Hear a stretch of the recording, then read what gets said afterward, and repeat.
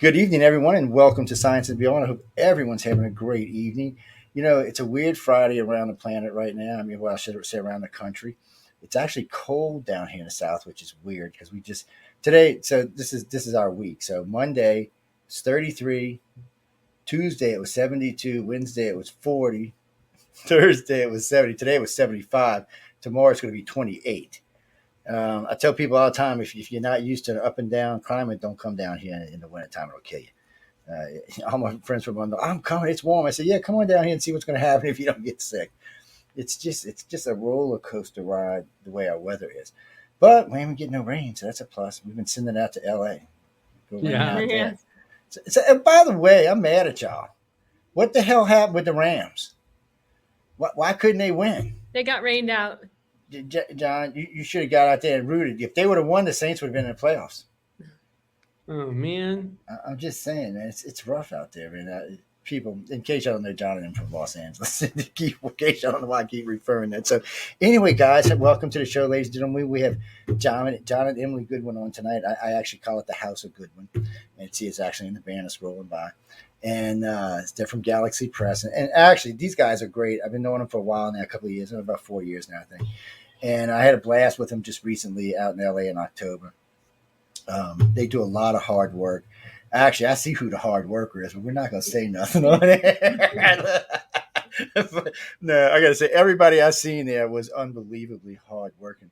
And in a few minutes, we're going to talk about somebody who just passed, but I don't want to start the show quite like that. But guys and girls, if you're interested in any of this, pay attention. We're going to be crossing a lot of subjects tonight, as we usually do, and we'll be talking a little bit about what they do and why they got involved with it and how it's changing things. I got to say, I was quite impressed when I was out there in October. So, John, Emily, welcome. Y'all looking good tonight.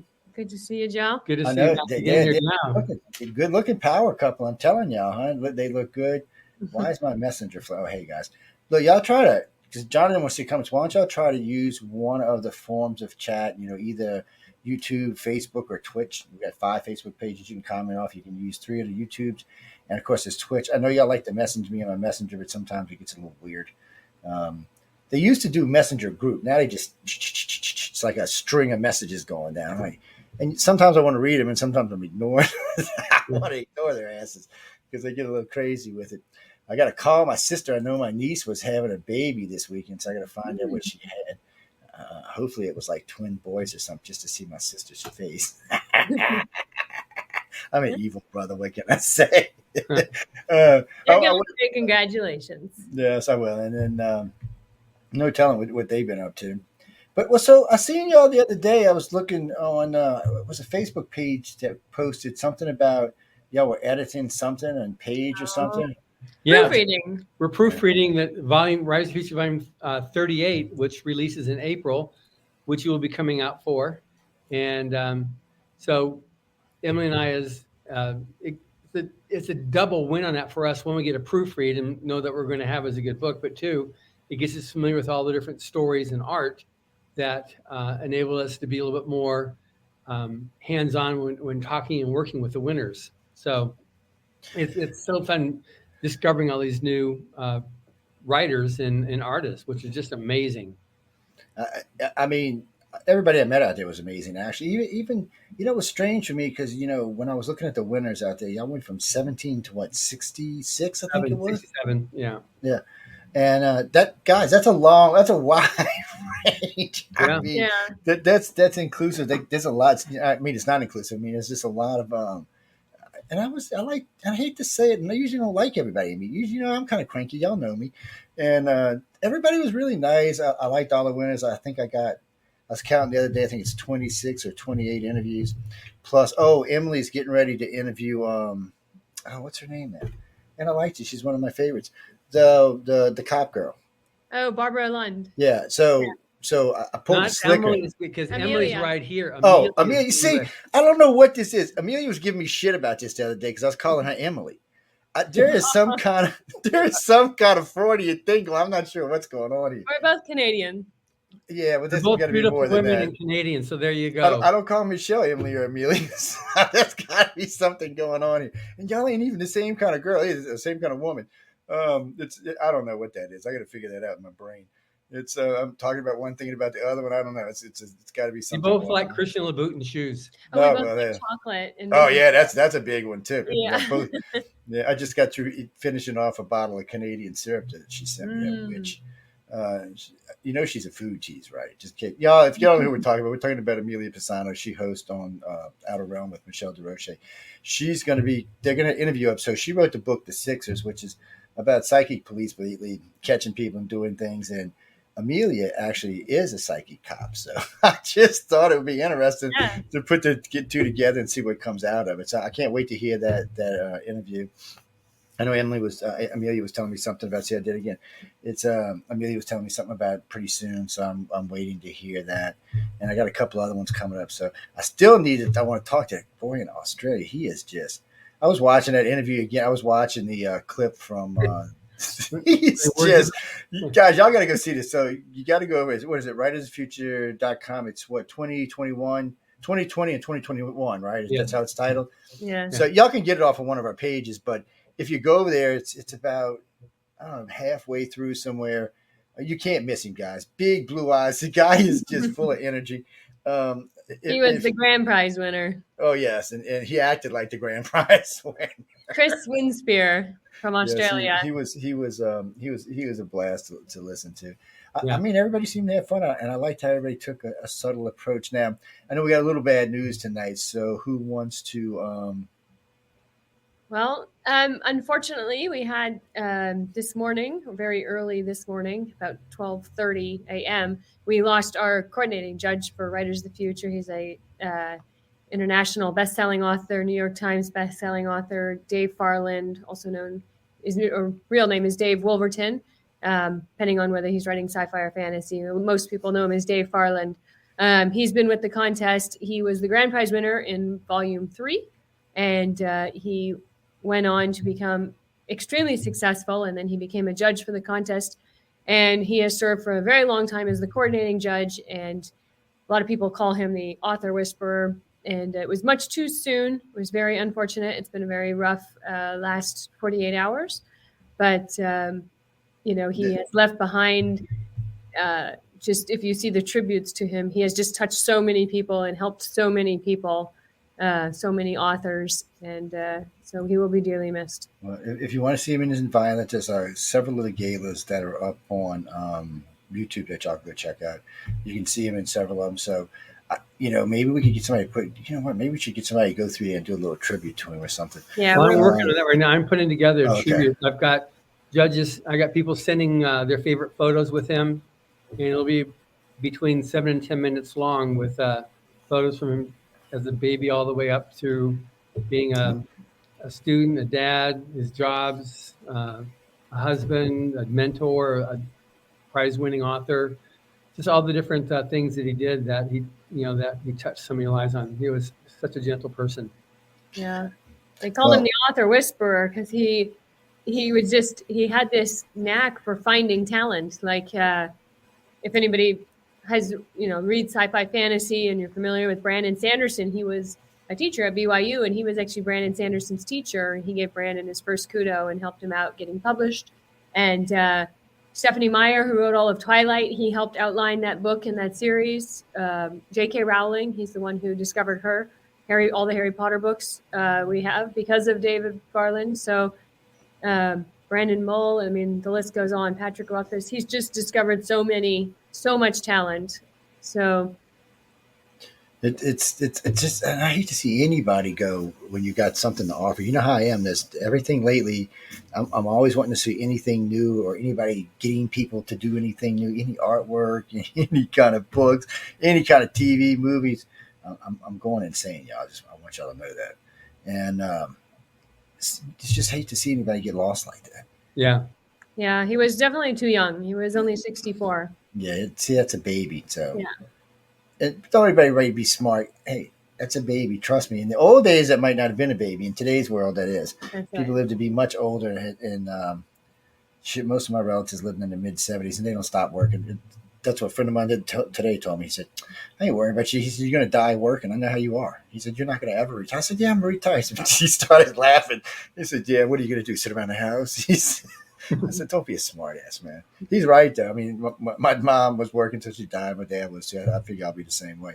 But I like that. I'm happy working. I'm happy Yeah. getting involved in stuff. I love doing stuff like what we're talking about right now, except when we get sad notes like this. But when you put your tribute together, send it to me. I By the will. way, your show is being moved up to 5 o'clock. By the way, but anyway, just thought I'd tell you that on the air. How sweet!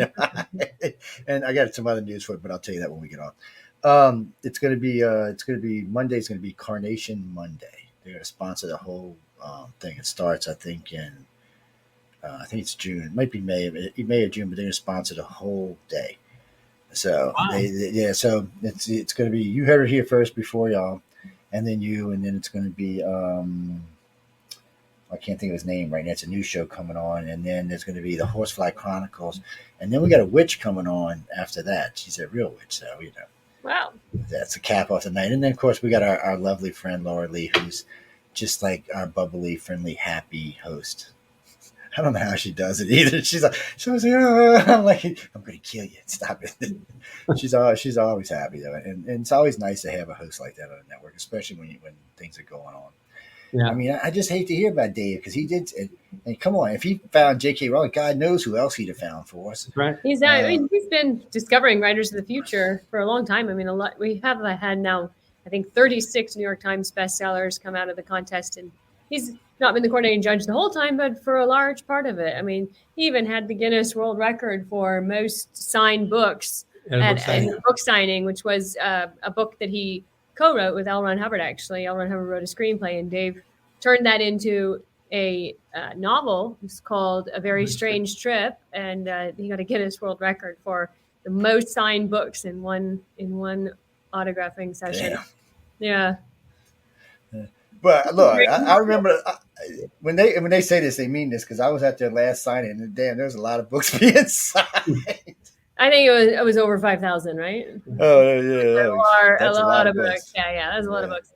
And yeah, but he was super caring, super amazing, and extremely humble. And he was. Yeah. Well, to me, it's amazing, and not just for him, but almost everybody I met there. It's amazing how many of these people take the time out of their life to do this. And ladies and gentlemen, what I mean by this is because I know a lot of y'all only hear us talk, but you don't really see the inside stuff. But these are people who are famous, that are bestsellers, best artists, all have good careers, and they're taking their life and they're taking a week to go spend it with nobodies.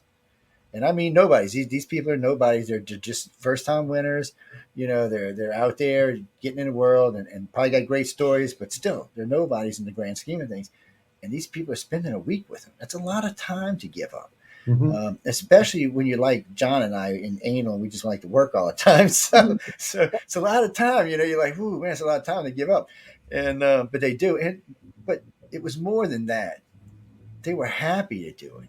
Yeah. I really did expect, and I'll be honest about this, I really did expect to see maybe a little crankiness. I didn't see any. I didn't even see any with the winners. And I know y'all were pushing the hell out of them. It was a very well done, the whole thing was really nice. I should have just put a damn thing on my shoulder and recorded the whole damn thing. But guys, there was just a lot going on there. And all I can tell you is if you're a writer or an artist, just go over to their website and check them out. Go over to galaxypress.com or go over to writersofthefuture.com and check it out what we're talking about. All you can do is try. I actually talked to my son and he's writing one right now. Oh, that's great. Yes, because he can actually write. He's not like his dad. He can actually write. His dad can scribble scratch. It's funny because I was doing a list of stuff, overages on one of the jobs. And my partner comes up. He said, "Thank God you can read that." Oh no! I said, "Well, yeah, it's my own. It's JoJo E's. All the hosts call it that. All my friends that work at Icon all call it that. They learn how to read it after a while, so they figure out what the hell it is. When you've been watching it for 5 or 10, 15 years, you're like, oh yeah, I know what that means." Yeah, no, it took me a while to get the hang of. Yes, and then I'm real bad about leaving out words or sentences. Sometimes even paragraphs. My brain works way too. One of my owners called me. They said, "Joe, have a knack for it." No, yeah, a good friend owner calls me. He said, "Joe, did you forget something in that message?" I'm like, "Well, I go back and read. Yeah, I forgot like half the message. I started and stopped. There was nothing in the middle." I was like, "Oh damn." It's Yeah. people don't laugh. It happens. What can I say? I was like that when I was young, But that's why I was really happy to be able to talk to you. It was a year ago, New Year's night that we spoke. It was last year that we actually spent a couple hours talking about New Year's resolutions, and so now it's a year later. We can talk about all the different books you've written since we talked about. Yes, 3 of them damn things too, man. three of them books. And you know what I did when I read them? I went. That's what happened to them things. But I did. I will be honest. I did try one, and I even tried. I put the pad I got from you. I actually put it in the car because I had been listening and stuff. So I said I figured I'll hook it up through the system, and I can talk to it while I'm driving. Yeah. So I did that for about a week, and then I hit delete. I was like, nope, this is jibber jabber, and hit delete. I don't know. I don't have the knack for putting things where they need to be. I don't know though. I gotta say, I actually learned some stuff when I was out there with y'all. I actually learned quite a lot about art. Of course, I didn't know anything about art, but I was like, damn, that's how you do that? Well, that's what it looks like. Then I was like, I was completely ignorant, all I can say. And I sat in a couple of author classes, so I snuck in the back and sat back there and listened for a while. And I learned quite a lot of stuff. And people, I didn't win no books, and I still got to learn some. So I didn't write any books, but it's still nice. If I can learn, all I can tell you people, if I can learn something, y'all need to write a book because y'all can all learn something. It was a lot of fun. You're so hard on yourself, Joe. Oh, well, no, I know. You see, I've always known what my good points are, my bad points are. And it's a good thing. It's not a bad thing. It's it's why it's like when I was talking with some friends a couple of days ago, some customers, we're all having lunch, and he said, I don't understand how you just talk and then people do what you want. He said, you don't even offer anything. Put this in perspective. So, I interviewed Mayor de Blasio. Mm-hmm. So I'm going to do part 2 in D.C. Now, he's no longer a mayor anymore. The other guy has taken over. But so I was listening to his people, and they're like, they were texting me. I'm not kidding you. Be careful. This guy's good, man. He's just good. So after the interview's over, he goes, man, I really like your style. He said, you didn't take a side. You really went down the middle. He said you got on both sides. He said you meant it. He said you talked about stuff I wanted to talk about. You talked about stuff that, wasn't exactly the most flattering things, but still you were honest about it. But I didn't take it as, I told him in the beginning, it wasn't going to be a hostile interview, but it wasn't going to be just a cakewalk, because I wanted some information. And he said it was the most relaxed interview he's done in a decade. Wow. And he said, and it was nice because I could be myself and say what I wanted to say and have a reporter that was like, well, I don't exactly agree with that. I don't hate you for that, but I don't exactly agree with that. He just, because, today, if it's Fox, you're on Fox. If you're on CNN, it's a complete other way. But it's just basically they're going to both hate on you, whoever you are when you're on. That's not my style. I wanted to know what made the man work. I wanted to know why he made some of the decisions he made. I want to know how he felt about his daughter running around the streets in the middle of riots, which he answered. And that's just the stuff I wanted to know. And I guess they were the kind of interviews. I also got him to say he was running for governor. So, yeah. So he said it here first. Yes, heard it here first, right here, people. Exactly. Guys, Coca-Cola sponsors Science and Beyond. This is the only time I drink Coke, by the way. I gave it up. Well, I gave it up a while back. Mostly gave it up. I ain't gonna lie. I mostly gave it up. So what y'all got planned for this year? What kind of good stuff we got going on? Well, again, the thing about Writers of the Future, which is a key part of what we do, because it's very time consuming, and we're very gearing up for the April event. But the idea of people that have a story in their head they want to be able to tell is, what I was happy we were talking about on Science and Beyond, because a lot of people have knowledge of different things that have occurred, that they've experienced, that they've seen, they've witnessed, and don't know how to communicate that. So you can tell your story over the water fountain or at the breakfast table, but how do you communicate to somebody else that they're going to, so it'll be a point of interest? Like you've talked about, you're missing 6 days or 7 days in Florida. But a lot of people have those types of stories, don't know how to share it. And that's why Rise of the Future is I think so important, because it really takes a person. We don't judge, we don't evaluate and say that, oh, you suck. That's not what's true. That's not what it is. It's like, let's work with you so that you can then improve and be able to do that. And so that's what online writing workshop provides is the tools to be able to write the stuff. And we even have the forum that if you've got somebody you want to be able to connect up with, you can post in there and find other people that you can team up with on answering questions and helping critique and whatnot. No, wait, what's Wolf do? He's the Wolf Moon? He's the moderator? moderator One, of the Registered Teacher guys. Forum. By the way, I love this guy. He's another one I had a blast with. Wolf was great, and he is serious about his moderating. By the way, him and I we had a couple of talks about it, and his interview was good. He was fun in person when we walked around and we're talking. People don't realize it because I don't have big press things all over me, but anytime I'm talking to you, I'm listening to what you're telling me. It's everybody, it's just one of the things that's in my head, and I'll either use it in an interview or I won't. But I mean, everybody was great. I didn't just see anybody that was out of, I know there was a lot of stress in there somewhere, wrapped up in somebody, but they weren't showing it. Maybe when they got in the room, they were like, ah! Which I can understand that, but in reality, I just didn't see any of it. And everybody was so approachable. That's another thing I liked because nobody knew me from Bean. They didn't know who the hell I was. Just some scary looking guy walking around asking questions. A couple of times I walked out to the pool, walked right into the middle of conversation. They don't, like I said, again, they don't know who the hell I am. And they welcomed me and talked to me, and it was nice. And they were not on guard. They were just being themselves. Yeah. It's like when Emily was sitting on the chair talking that night, having a drink, she was just being herself. You don't get to see Emily being herself a lot because she's like, shoo! She's like warm speed people. I'm not kidding y'all. This woman is like zipping all over the place. You got to have one of them fast speed cameras just to catch her. But it was just nice. I mean, everybody was laid back. John was great. Him and I walked around. We got to have breakfast in the mornings together, which was kind of nice. We got to talk, and I got to pick his brain about different things. And then of course when we were sitting there, everybody came in, was sitting there, or we walked in on breakfast and everybody was sitting there. It was just a nice feeling, a nice environment. I've been to a lot of places, a lot of lectures, a lot of conferences, a lot of different gigs. Some are really good, and some are like, oh my God. And they all sell themselves as the thing. So I was impressed with it. But if y'all get a chance, people, get out there, write a book, just so you can come and meet the good ones. No. Yes, I'm serious. No, it's well worth it. So if y'all should, I mean, you're going to get to meet a lot of other people, but I mean, still, they don't get near the credit they should. I know how they are, but I was giving them hell after the game. I said, man, y'all get no credit for this. I'm going to start slapping people around. I'm protective. What can I say? I'm like that. But I know y'all were really busting it. So what's going to be your number one thing on your year now?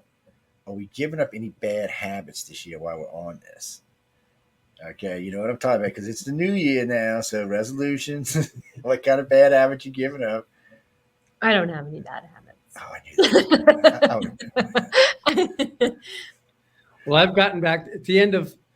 It's very easy with all this COVID happening. That was happening before to scrimp on the exercise. So, yes, I know that. So I'm back into not daily, but almost daily, like spending 20, 30 minutes a day exercising it. Before I go home at night, I'll just hit, some either doing some laps or I've got this weighted jump rope and I'll do a couple hundred of those. We have a pull-up bar and I just got back up to 5 pull-ups. That was pathetic.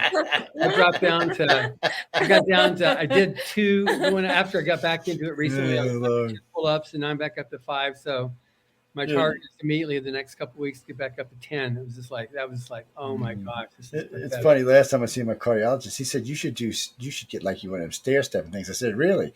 He said, why don't you come to work with me one day? He said, I said, dude, my office is upstairs, my house is upstairs, everywhere I work is upstairs. I'm up and down, up and down, up and down. It's like this house where I live. It's got this huge ass, long ass hallway. And, the house is built 12 feet off the ground. So anytime you go outside, it's up and down, up and down, up and down. Anytime I take the dogs out, up and down, up and down. But at work, almost all of our properties are all raised, or if they're not raised, they got second floors or third floors. So it's always up and down. My office is on the second floor. It's always up and down. So that's actually nice. I don't have to do as much. Yeah. Because I know last time I got on the treadmill, I was 10 minutes and I was going. She said, well, you can stop now. There's nothing wrong with your heart. I was like, okay, that's good. That's great. Nice. That's good. That's always good to hear. Yeah. So what about yourself? What are you going to change this year? Not to eat anything. I tell my friends all the time when they tell me they're on a diet, they said, how can I not how can I lose weight? I said, stop sticking food in your mouth. That's just the easiest way. So, no, I gained almost 30 pounds. Yeah, right. But it wasn't because of the COVID. I was doing good. I was down. I had lost like 26, 27 pounds. And then when I got that trigeminal nerve thing, they put me on these new pills. And it just was like, it did 2.5 months. It was bad. Wow. So then me and the doctor had a talk. So now I'm losing about 4 pounds a week, 5 pounds a Oh, week. good. So, yeah. I said, yeah, we got to adjust this because I said my cardiologist is going to kick me in the head when he sees me. I was like, besides, I got a lot of nice clothes. I'm going to have to be buying new ones. Yeah. I'm looking, but no, I like, I'm a decent sized guy, so I like being around 210, 220. Right now, I'm about 245, so I don't feel as comfortable. Everybody's got their weight they feel comfortable in, so you just got to get there. Miss Beanpole over here, she ain't got to worry about it. Occasionally, I know Emily's like, you can't see her, but she's like this big. I'm not kidding. No. I could actually pick her up with one arm and just do. Wouldn't even know she was there. I was like, yeah. No. Well, there was quite a few thin people there. I guess because we were in LA, I should have realized. It's Hollywood. I mean, what do you expect? When I said that, I should have realized what I was saying. Yeah, I got anything over a size 2 is like quick. Go see a doctor. Yes, I know. I remember stumbling into the salsa dance. Maybe I'll give that up for. Oh yeah. That was just weird. There were some good dances in there, though. Huh? You, Echo, and Tom joined in. Yes, it was strange. Echo cracks me up, man. Tom cracks me up too, but Echo just cracks me up. And they are so scared of her. It's so funny to me. They love her to death. Everybody all the artists I talked to said she was just the greatest thing since. But she's the coordinating judge for the Illustrated Feature Contest, Echo Chernick. She has worked for every major label probably in industry. She's done so many different things that you're familiar with. If you look at it and say, oh yeah, she designed it. Yes, but they're scared of her. I don't know why they're scared. I mean, she has quite a big career. So I think they're just a little intimidated. Yeah, they are. It's a respect thing. It's not a bad thing. I didn't mean it like that because they all found her very approachable and she talked to everybody. I've seen it. She went out of her way to talk to everybody actually. But then they got scared when the three of us got together for some reason. I wonder why. They were like, "Oh, maybe we should stay." And then a bunch of us followed them upstairs. So I don't know what happened after that. It was kind of strange, but it was a lot of fun. And I got to say, I was impressed with how hard these people were working who got there. Because sometimes you see people win stuff and they take it for granted or they don't apply themselves for what all of these people seem to really be busting. Now I didn't get firsthand like y'all did, but it's they all seem to really be applying themselves. Guys, we're talking about the winners of Writers of the Future last year. Actually, it was 20 and 21. I keep counting out 20. We had 2 years worth of winners that we had out here because of COVID. In 2020 we couldn't have an event and workshop at all, so we had 2 years of writers and illustrators there. And normally there's 12 winners each year. There was a few foreign ones that couldn't make it this last year, but our next event is April 8th, so we're hoping to get them out here so that they can have their workshop and big awards gala and all that. Is it this one? Yeah, it's this one, isn't it? Oh, no, it's this one. Why is it hiding over here? This is the one we're talking about. Actually, this one. And yeah, these are mine, though, people. Y'all can't have these. These are autographs. Just get your ass. Don't even think you're getting them. So this one and this one. And I kept me one of the Battlefield Earths, too.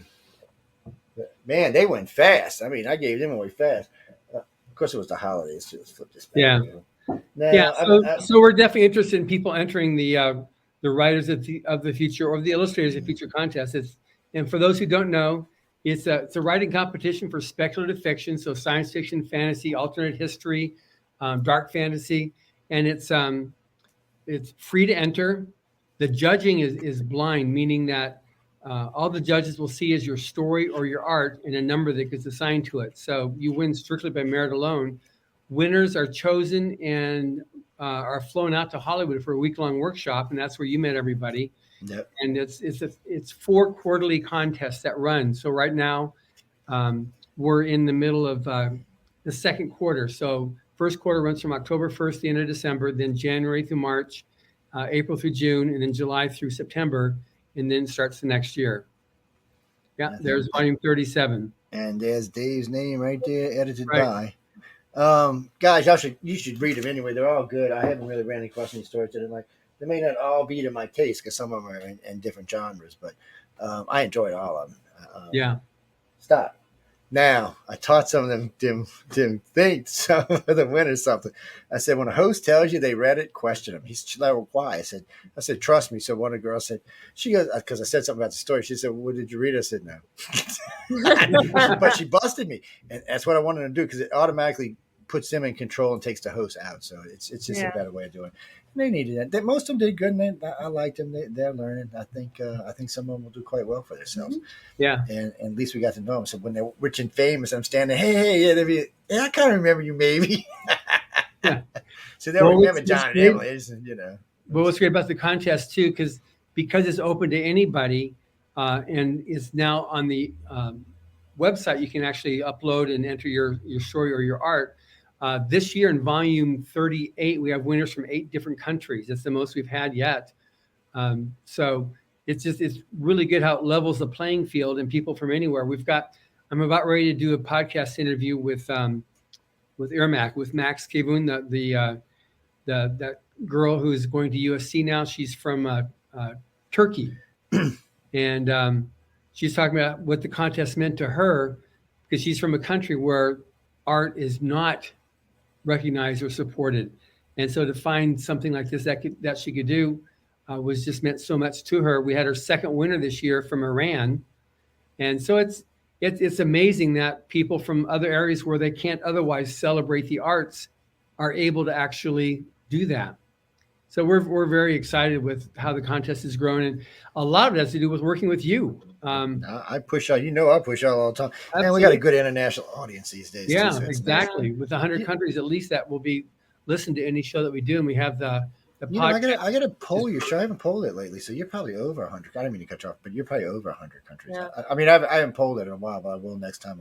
When I move it up to the next slot, I'll poll it and see what they have because you've been getting lucky lately because I like y'all. So y'all can catch John on Mondays. He's always going to be on Mondays. That's actually his home slot.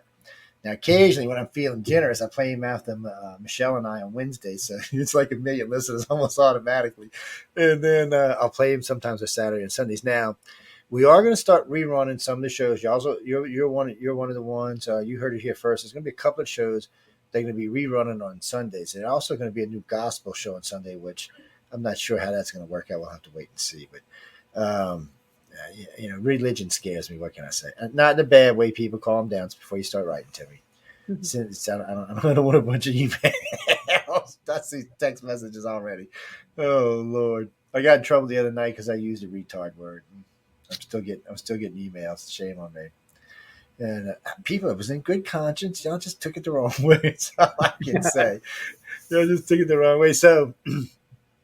Well, y'all already know who some of these winners are already. That's right. I ain't going to ask you who they are, so we'll keep it as a surprise. But I know y'all know, and I know y'all know some of the stories and all. And when they mean it's blind judge, they really do. I was out there. I was talking with the judges. It was kind of funny because I asked a couple of them. They're like, well, we get the story, you reread it, and you either like the story or they don't. It's just how it works. But I got to say that too. When John said earlier, they don't send you a nasty letter, and we said they don't. They just say, okay, well, thank you, and try again, or maybe you might get lucky and get an honorable mention. Who was telling me they got a couple of honorable mention? Was it? Probably Wolf Moon has received several. Yeah, and what's his name? What's his name? Wow, was that him or was it the other guy? Luke Waldman. I mean, honorable mention. But we get about every second week, a press release will come out from somebody as part of their CV. That they were an honorable mention on Writers of the Future. I mean, it's just because it's been going on now for nearly 4 decades. Just the respectability of the contest is such that if somebody can say that they're an honorable mention in Writers of the Future, they're automatically in the top 10 percentile of new writers. So it's definitely a statistic worth promoting. People will do that now. But like I said, every other week now, somebody will issue a press release when they get their first novel published saying, yes, and I was also a finalist in Writers. I was an honorable mention in Writers of the Future. Mm-hmm. I was thinking about this. Tell Johnny I'm bringing a big box because I'm stealing the espresso machine. Oh no! I'm sticking it in a box. It's going to disappear. People. Now, I brought that up because somebody had just asked about y'all being in a green screen, and I said, "Well, they could be," but I said I've been in their. No, this is not a green screen. I was going to say because I've been in their offices, and their offices are gorgeous, by the way.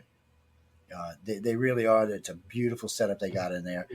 I got the grand tour. I was enjoying it. I was enjoying the coffee actually. What can I say? I'm You easily move the camera around to see the room. yeah, because it's a great. No, it's fine here. See, look. Hey, I'm in the See, look at you like a beanpole. God. office. Oh my God, girl, you need to eat sometimes. Oh, Yeah. I eat a lot. You'd be surprised. Well, yeah, well, yeah, you probably can because you got a high energy, so you're going a lot. So that's one of those things. It's guys and girls. We're talking about the Writers of the Future. Actually, we're talking about writersofthefuture.com, so y'all can go over and join the contest. But we're actually talking about the event from last year, and wasn't that far away. It was only in October, so. You can catch it up. Last time I checked, there was about 25,000 people that had viewed it in there. And hopefully we'll get some more tonight. And I got a couple of gigs coming up in the near future, so I'll be talking about it. And y'all got plugged on the de Blasio thing, so yes. Great.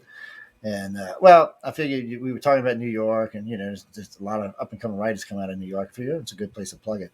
And I don't know, he kind of sounded like if you don't win in New York, he might move to another state run for another office.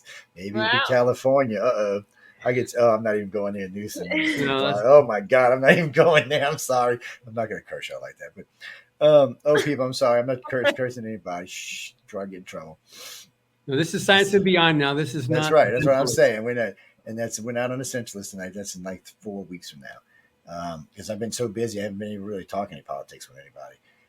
I actually have been trying just not to watch them because I've been occupied with other stuff that I'm having more fun doing. So I've been kind of staying away from it. What was that? Hold on. Let me move this so I can see this damn Facebook list of comments popping up over here. Yeah, if anybody has any questions too, we're more than willing to help answer on the contest, enter the contest, who the judges are. Anything they can ask, they can ask. The contest was started in 1983. It was started by L. Ron Hubbard, and it was right after he wrote Battlefield Earth, which this one here, and you've got a copy of it behind you, and there's my copy too. See, I actually have an audio copy of this, which is cool, but I'm keeping the book. This one here.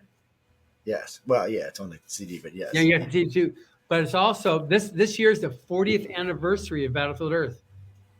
So it's 40 years old this year, and so Emily's connected up with the Frazetta family. Yeah, because this cover was that's a Frank. Let's see if I can get an angle where the light's not. It's a Frank Frazetta painting that he did for Battlefield Earth.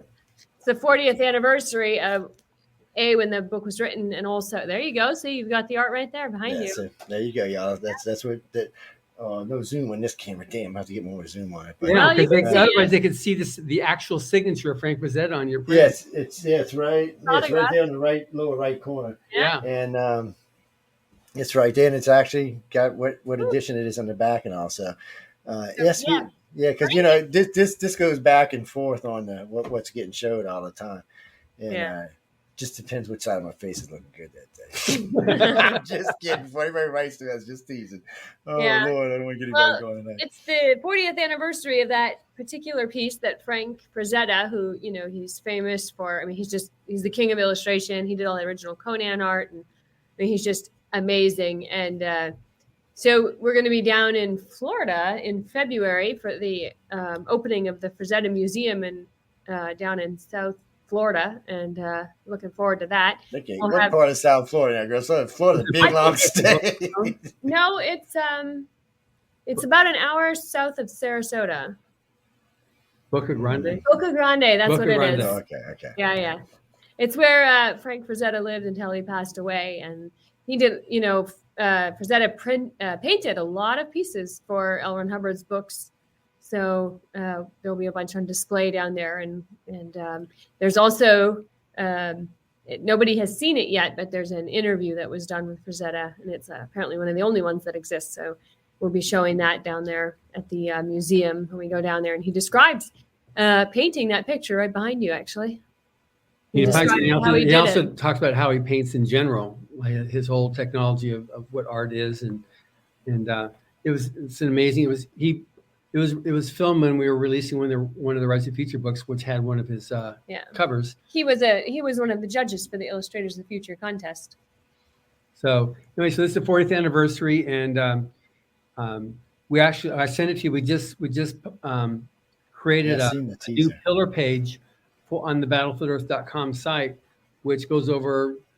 It answers questions, but it also helps to explain why it is a perennial bestseller, and it's sold nearly 5 million copies now globally, and it just continues to sell well. And it's a story. I mean, you've listened to the audiobook, I believe. But it played between the week of Christmas and New Year's.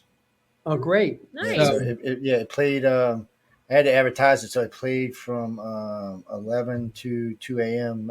11 to, I think it was in 5 hour sprints. I had it. It was either 5 or 6 hours, Wow. and I just let it play. And we did it. We've been doing it since I got the original. Since about 2 years, 3 years. And I think it's the third time, and people enjoy it.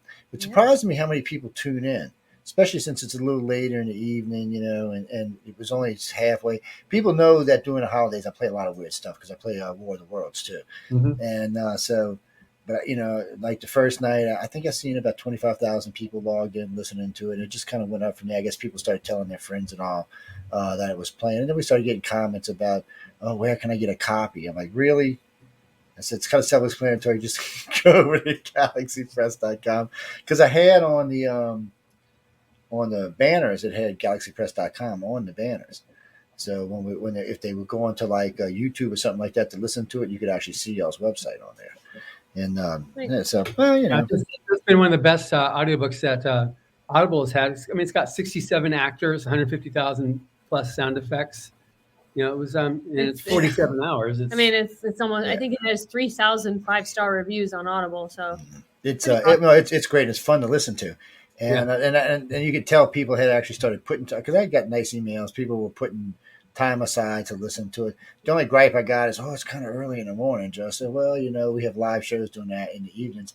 And I didn't want to play it during the daytime, during drive time and all, because, people weren't going to really be listening. They would be kind of half, they listen for a few minutes on the way to work, maybe at lunch a little bit, maybe in the evening a little bit. So that just wasn't going to work. This way they could actually listen, and enjoy it and do it. And, so you stayed up till 2 a.m. a couple of nights. What the hell? A lot of y'all still young enough to do that. Yeah, or they could make the ultimate sacrifice and forego 5 Starbucks visits and buy a copy of the audiobook for $35, or use one credit on Audible and get it. It's like okay, Michael. See, you're the kind of people who make me use the R word. All right. No, you see John and Emily Goodwin. Yes, she's married. See, you see John and Emily. It's come on, you can see the damn picture. Jesus, people. Whatever. I'm not even going to pay no more attention to that. When I looked over, I was like, what? And I looked back and I realized, of course you can see it's right. Plus it's scrolling along the bottom of the screen down there. Okay. Whatever you need to send and share with the rest of us people. Okay. It's now, a friend of mine, we were talking about this the other day because, Putin's going crazy lately. So he calls me, he said, maybe we should like go over and fly over to Russia and drop some audiobooks, some good sci-fi over the whole country. I said, I don't think it's a country you're going to work with. Oh, no, really, we should. I said, dude, see, it's another one who should be sharing whatever he's on. But he's actually was serious in a way because he works for, I was going to say NATO. He works for the UN. He's been doing this for a long time. Sometimes they do books, sometimes it's food, sometimes it's clothes, sometimes it's sporting goods, whatever they get their hands on, to be honest with you, is what it really is. And he was laughing because I was talking about y'all. I was actually talking about y'all with somebody else, with 2 of my friends that are doing lectures at Mississippi State and at the other one. But he's like, really? I said, yeah. I said, give them away. I said, go buy some and give them away. I said, he's like, I wonder, because he likes doing stuff like that. It's weird. He was in Yugoslavia not too long ago giving away stuff. He actually got Barnes and Noble's donated, I think, it was 100,000 books to him. Nice. I think, if I remember what he told me, it was like 5 of each book. So, it was probably about 25,000 books, and all together was 100,000. He had a blast. He said kids were coming up. He said it was funny because some of the little kids, like yay tall, were like trying to sneak up and steal one. And he's like, just steal. He had Marvel gave him a bunch of comics he brought with him. and he was giving those away. He just enjoys it because it's good for his soul. He has fun doing it. But I don't know. He was telling me the other day they're going to give away. I think it's basketballs and soccer balls. Mm. Somebody donated a bunch of basketballs and soccer balls to him, and then something about bicycles to Haiti. I'm not sure what that was about. It's funny, but he just likes to stay busy. But he's also filthy rich and doesn't have to work, so it's a little bit easier. Because he said, "Why don't you come with me?" I said, "You gonna pay all my bills?" That's the first thing comes out of my mouth. You gonna pay all my bills? And I said, "Man, I ain't as rich as you. I gotta still work for a living." He's like, "No, you don't." I'm saying, "Yeah, I do." But he's a good guy, and he's a mutual friend of my other friend who owns the Yellow Submarine. I don't know if y'all ever heard of this guy.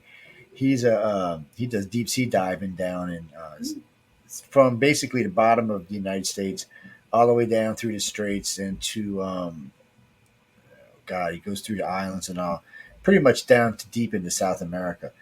He's one of the first guys who got asked to do the diving. So they found, supposedly, we're going to use the word supposedly, they found the sunken city off the coast of Cuba at the front point and one in the harbor. There are pictures, satellite imaging, and there are pictures from the original digs on the internet, so y'all can find them, and they are cities. Now, they say the pyramid that you see, all the pyramid in Giza could fit inside of it, sitting in 4,000 feet of water. Wow. He dives 4,000 feet? He's got a yellow submarine. His yellow submarine dives. Wow. And he goes in it, and they go down. And but the one off the point is only in like 600 feet of water. And he said the way the one in the harbor is, it's tilted. So there's like they think it was like maybe a volcano or something that washed out or something. But the top part of the city is up in about, I think he said 1,500, and then just kind of slopes down to the deep spot, which is around 4,000 feet. I forgot how deep the Gulf of Mexico is. It's actually deep. Yeah. When you think of the Gulf, you think, a couple hundred feet. No, it's 4,000 or 5,000 feet deep. It's you got big old whales swimming up in there, which we don't get to see because they're too far out. But I tell you what, I was out in the Gulf. I was out fishing off of a rig. So you could stand up on the boat and look straight down. You could see the bottom. The bottom was about 4,600 feet down. Wow. And all you could see was a white sand, like a desert going across it was kind of Wow. creepy looking, actually. It's strange out there, but yeah, but he does that, and they're always into something. They're always giving something away. And he used to give rides in the submarine when he was stationed in Cuba. Somewhere now he's down on one of the other islands further down. They hire him to go dive different places. And I remember he was the first one that told me that, because he was working with, it was Cuba and the Canadian Archaeological Society. That's who was doing the original digs for both these cities.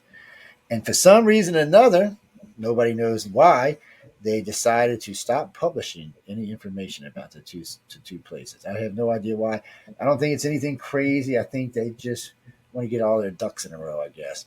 Yeah. Well, because first thing people, it's alien, it's this. No, I don't think that's what it is. I think they found something that predates Egypt, and they got to figure out how to explain it. So they're like, it's in the wrong part of the world, so we got to figure out how. But we don't know. Could have been twisted around. It might have been a continent there at one time. Eventually, they'll let us know what it is. And I have faiths, mostly. Get them on your show. He's been on the show with me before. We actually we got sanctioned because all three of us got clearances. Oh. I got sanctioned for the damn aircraft carrier thing. Where are you living right now? Are you in Florida? Are you in New Orleans? Where are you at? I am actually on the very edge of Louisiana in Pas Christian, Mississippi. It's I live so if you walk out my door right now and you get stand on my stairs, the bayou is literally 40, not even that, it's 33 feet from my back step to the bayou. Wow. And from there, when you're standing on my dock, I'm exactly 254 yards from the Gulf of Mexico. Wow. That's why when we get hurricanes, I'll have to show you one time. I got a video of Zeta when it came through. You can see the water is literally about 8 inches from the bottom of my house. Woo. It's a little creepy. The creepy one was when it. Oh wait, we got to search. Oh, there we go. That's Lola. She thinks she's famous. Hi, Lola. Now. She wants to be famous now. She's like, she sees Dad on radio. She thinks, let me go get up there. You get all dressed up for it, I see. Yeah. She got a little sweater on. She's like 4.5 pounds soaking wet. She's a terror, but she's a tiny little thing. But no, all that kind of stuff, and they used to give away a lot of stuff. They still do, but he was strange. He would load up the submarine and just drive it on down to South America or drive it down to one of the islands. I know he was working down around Venezuela for a while because they couldn't catch him. He could go in and drop stuff on the beach and haul off. He'd get out of about 100 yards and just go in the water. They weren't getting him no more. He still likes to, and he gets paid a lot of money to do it. It's a great submarine. I know he hauls it out about every other year. But the reason I brought him up is because he's a writer, but he's always been scared to submit anything. So, way I met him, I was hosting a support group online, and he came in one night and he was telling me what he was doing. We was talking about all the weird stuff he's been into and how he's been all under the ocean, all over the place, and we were talking about some of the things he's seen and all. And he said, I started just keeping long journals, and he said one day I decided, I could just turn these journals into books. I said maybe. So he sent me a couple of reading, and they need work, but they could be books. Mm-hmm. I don't. Tell him to go take the online writing workshop. I did actually when we talked the other day. I told him about it because it's weird how him and I hit up. So we'll talk a lot, and then we won't see each other for 7, 8, 9 months, and then we'll talk a lot, and then we won't see each other for a while again, unless Ricky or Billy get involved, and then they might catch up in between us all. But everybody's got careers, everybody's doing something, but he really enjoys what he does. I mean, he's been trying to get me to come down. He was somewhere just recently. He was trying to get me to fly down to, and he's like, "Oh, he's in the Virgin Islands." He's like, "Come on, fly down. We're going to Bermuda Triangle." I started laughing. I said, "Yeah, okay, we're gonna go floating around in your little yellow submarine Bermuda Triangle. I don't think that's gonna happen." I said, "This thing has torpedoes in it." No, I said, "Oh, I'm not coming with you. You're on your own." I said, "You're on your own, buddy." Kathy, no, I'm talking with John and Emily Goodwin. They galaxypress.com and galaxypress.com is their home site, and then of course there's writersofthefuture.com. If you want to enter the contest, you want to read about the contest for writers or illustrators, there's a whole lot of stuff on this website that you can go look through. Mm-hmm. And now that I know who the moderator is, I'm going to even push it more because I like Wolf. He's a blast. And I liked his little protege. I can't think of her name right now, but Brittany Rainston. Yeah, yes, they were both there, and she was sweet, and and they just seem like he takes it serious, which is a good thing. Because I told him, he said, "Well, how would you do it?" I said, "I'd be kicking people off all the time, man." I said, you have to say, "Yes, sir, Master Joe." He started laughing. He's like, "Well, I don't know if that's gonna work." I said, "Yeah, I know." John be calling you on the phone. "Hey, what's this?" Oh man, but it's what's that, Carl? Wait, where'd that go? Cat. While we're in the East Coast, we should come by and visit you when we're out there in the East Coast. Yes, maybe so. It's call me when you're headed down. Maybe I'll catch up with you somewhere along the line. So Cat, how the hell you say Cat? Oh Jesus, Cat Murgata. I guess that's it. She's writing in from Thailand. Well, hello on the other side of the planet. She said she is an inspired young artist and would love to submit her work to y'all. Again, writersofthefuture.com. Yeah. And there you'll find, you can do writersofthefuture.com or illustratorsofthefuture.com. Both go to the same URL, and you can just see right there, enter Illustrator contest, and it gives you the rules and everything you need to know. It's all right there. We would love for you to enter. And yes, and I met some of the artists there, which I had fun with several of them, which I'm not going to say that because I don't want to get them in trouble. I had a good time. But what's cool about it too is that there's not like a certain style of art or illustration that will win the contest. This image here is from Irmak. She's from Turkey, and that's hers. Anything with green in it's going to wackadoodle. This is a winner from Iran. This winner is from Vietnam. Mm-hmm. So you can see there's all types of styles. This winner here is from America, but is obviously that South African, the African look to it, which is great. We've got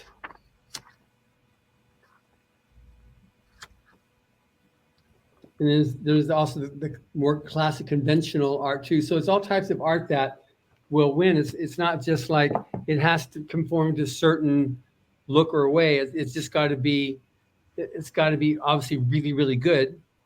and it's got to be original. So it's got to show the creativity. So like, it doesn't matter that somebody uses a whole lot of colors. Like we've had grand prize winners from Mexico. Well, the color usage in Mexico is way different than the color usage in It is United too. Kingdom or in Australia. So we got winners from all over the world. And so it's not because it looks a certain way. It's because the creativity is just, it really makes it stand out. And if y'all can win, the artists, the judges that were there, and the artists that were there were given great advice. Like I said earlier in the show, I actually learned. I sat in on Echo, and I sat in on Wood as well. Tom I didn't get to sit in on, but Dan why can't I- DeSantos? yes, and Dan Dos Santos. Oh yeah. so I got to sit on his, and matter of fact, I stole his whole class. The version brought him upstairs for an interview. The whole class, just the whole class. But no. And by the way, I got to hang out with him quite a bit in time. I mean, all three of them were great. I mean, his wife was very nice. I had a great time talking to him. We all sat around several times, and had drinks and just chit chatted about different things. But I watched him, talking with these students. He was serious when he was in that, because don't get me wrong, him and I kidded around a lot doing that. But when he was in that class with everybody, he was serious, and he was showing it, because I sat in the back, so I didn't want to distract anybody, so I was just sitting there listening. And I watched. Everybody had their pads or their laptop, whatever they had. They were listening, pay attention, writing. Some were writing on a pad, which I still like to see people old school using pencil and pad or pen and pad, because I like doing both. I use my computer and a pad, but he really put on good. And I learned more about Shadow listening to that man for 20 minutes than I had in 40 years of watching artists. I'm not kidding y'all, people. I'm absolutely serious. It was just, I was watching. Santos, yeah. I don't know. Maybe it's the way he explained it. It just sunk into my head faster or better. I'm not sure what it was, but I was watching, and the way he was talking about layers and the way he did it, and it actually made sense to me. I was like, holy, okay, that's just weird. And he was good at what he was doing. And now you're going to submit to the Illustrator contest? No. Stickmen are not going to float with you guys. It's not going to happen. Oh man, if it's a girl stickman, it's just going to have some stringy hair things in the back. It's they'll confuse your entry. They'll confuse your entry with mine.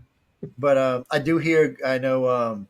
I had talked with. We're going to win the third time best broadcaster in New Orleans, which is just hacking some of these big stations off.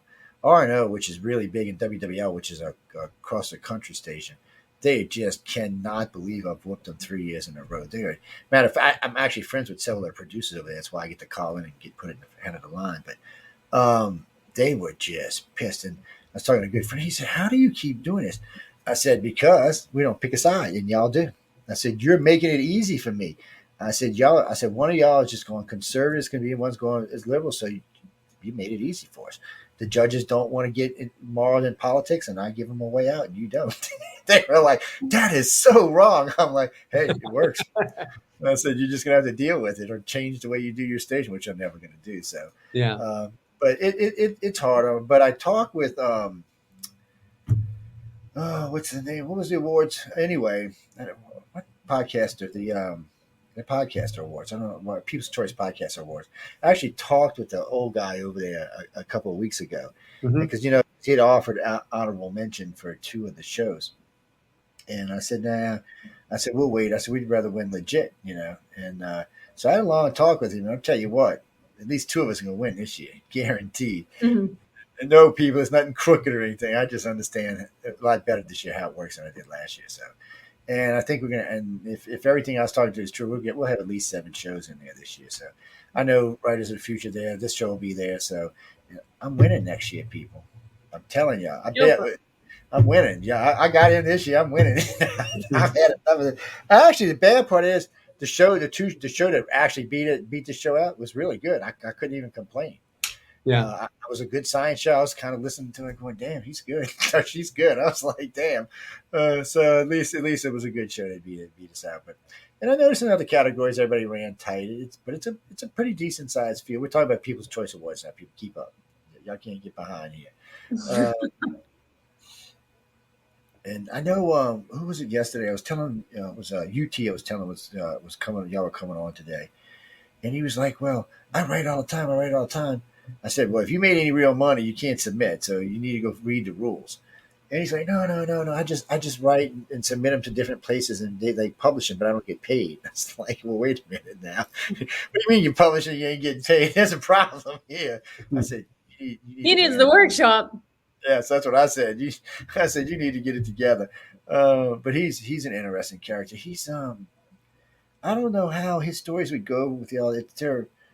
They're how can I explain this? They're like new age feather fluff with a Wow. little I'm not familiar with that genre. just New saying. age feather It's like, fluff. yes, it's like a little twist, like a little squeeze of sci-fi, and I don't know how to explain it. It's like it's just like bubblegum sci-fi. Maybe might be a better way of explaining it. It's too much for me. I'm not going to lie to you. It's just too much for me. It's like it's Like like a dog pounces through the fields, but he has yes, a robotic hand. yes, it's just weird. It's and I'm sure there's a market for it. I mean, there's a market for everything these days, but it's not something I quite can get into. And I like a lot of things. It's just it's something. Marshall, who has time to read? A lot of Uh, people. A lot of let's. people do. Well, you know what? I'll answer that for you. That's what they make audio tapes for, or audio CDs, or little SD disc with audio on them. You don't have to read anymore if you don't want to.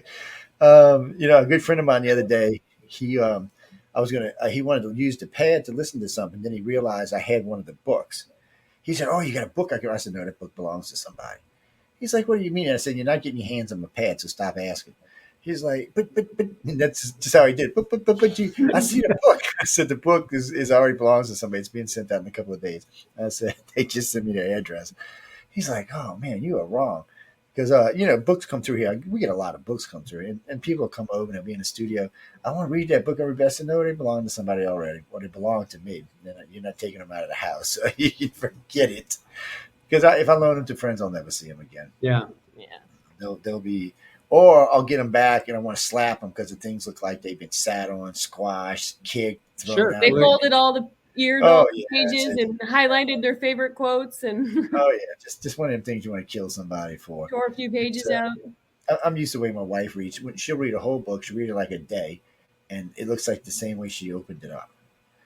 And she prefers hard copies just because she likes to put them on tables and stuff like that. She won't give me my L. Ron Hubbard book back. She stole it. Which one is that? John sent me what I was reading. I was about 3/4 of the way through it, Missy, and it disappeared. I'm like, where the hell did that book go? Because I was reading in the evening, and I'd sit in the bed and all. Because these days I don't get much time to read, so I'd spend 15, 20 minutes in that because she'd smack me if I did it any longer.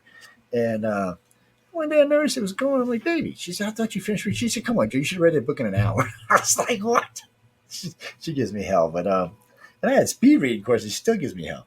So I said, well, baby, where is it? She said, have you been in the living room lately? I said, no. She said, it's on the coffee table. I started walking in, and she's got like wedged in between 4 of the books. I said, oh, yeah, it's on the coffee table. It's hidden on the coffee table. She is something else. But she likes her. Oh, okay.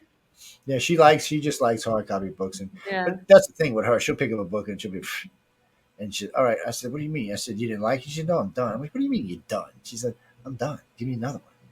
I'm not kidding you. I used to give her when guests would send me books in, I would send them to her and let her read them and just make her highlight the stuff that was important for the interviews, and that way I didn't have to read them. And she just was like ungodly fast. And so now it's anytime I get books in the house, she's like, "What do you read?" And sometimes, somebody sent me Spirits or something. She said, "I'm not reading that one." I don't know what it was, but she said, "I'm not reading it." But she likes sci-fi, but she likes a lot of other genres.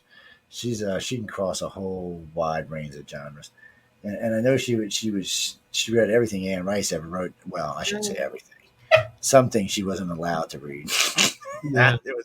I said, babe, you can't bring that in the house. We have children. It was funny. And guys and girls, don't even ask. If you don't know who Anne Rice is, or if you don't know what that last comment is, you don't know who Anne Rice is, so don't worry about it. If you do, just look it up, right, people? Because that's another one we lost just recently. She passed just recently too. And I hate to see good authors going. It's just because just a lack of imagination. I will say this: y'all were like a little light in the tunnel, because I did see some new imagination here. some of the stories was talking with people about, and some of the artwork I seen looked fresh. It looked like Mhm. something I really hadn't really seen or heard much of before. That was nice. Because Yeah. really, truly, these days, I'm like, please stop sending me garbage. Oh, and by the way, whoever sent that comment a minute ago, no, you can't write an episode of Expanse and send it to them. First off, they're going to probably know it. Really, come on, y'all. Because John just wrote, he said, well, I'll just copy like episode 5 of The Expanse and send it in. It was really good because, Good luck with that. yes, that's what I said because he was right because season 6 is on tonight and he's like the last episode is on tonight, and I'm like, no, you can't do that. I said they'll figure it out. I said somebody along the line will figure it out. So I'm just telling you ahead of time. Yeah. I mean, our judges are so well read that people can't get away with submitting stuff. Illustrators, it's a lot easier to find out plagiarism because Google's got an actual app Yeah, that you can run that we do on everybody when they submit. Anybody that gets before they finally get selected as a that's a winner. good idea too.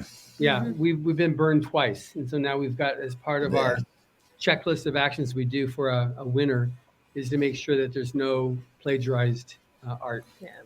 Yeah, that's a good idea because there's a lot of art around the world these days, and you Yeah. know, telling who's doing what. Marshall, yes, it doesn't matter where you're from. Yeah, you could be from North Korea; they'll still accept it. That's Doesn't right. mean you're going to win, by the way, but they'll still accept it. Yeah, we've got entries from over 175 countries. Yeah. And Stephanie, no, just because you're outside the country doesn't guarantee you're going to win. No, sorry. It's got to be good, whether it's art or whether it's. I've seen a lot of the artwork there. It was really good, and I read a lot of the stories that they were all good. You could tell these people put their heart and soul into this. So I would suggest you do the same. And I will tell you this as well. I talked to lots of winners, and a lot of them had tried more than one time. Yeah, some people have been entering for like 20 years before they finally win. They just keep on honing it and honing it. And some get lucky and win their first time. That it just depends. But don't give up if you don't win the first time. You can keep entering. But because the judging is blind, it doesn't matter where you're from, your age, your sex, your ethnicity. Nothing on that matters because it's all the judges will ever see is your art. So if you're from, Arcturus, we'll figure out some way to get you here for the week-long workshop. It's no, they're serious, guys. I mean, everything. All right, I'm gonna go through this. I know I've said this 100 million times, and I know I'm sure y'all a lot of hearing this. I met John about 4 years ago. I told him, "Oh yeah, you full of it, buddy." he was telling me this whole story, and I was like, "I'm not buying this." It took him like 3 interviews just to get me to kind of say, "Okay, maybe." I was like, and then he introduced me to Emily. I said, "Oh well, maybe," but still, even then, I was kind of like, "I don't know." And for the most part, they had convinced me, but still, I hadn't been there. I didn't really know. But after the trip, they're exactly who and what they say they are. And we'll push them probably as long as all 3 of us are still hanging around on the planet. Mm-hmm. It's I enjoyed it. It's good for people. It's going to help people in the world. It's going to help all of us for the fact that there may be some good artists or some good stories come out of this, some good TV, some good movies.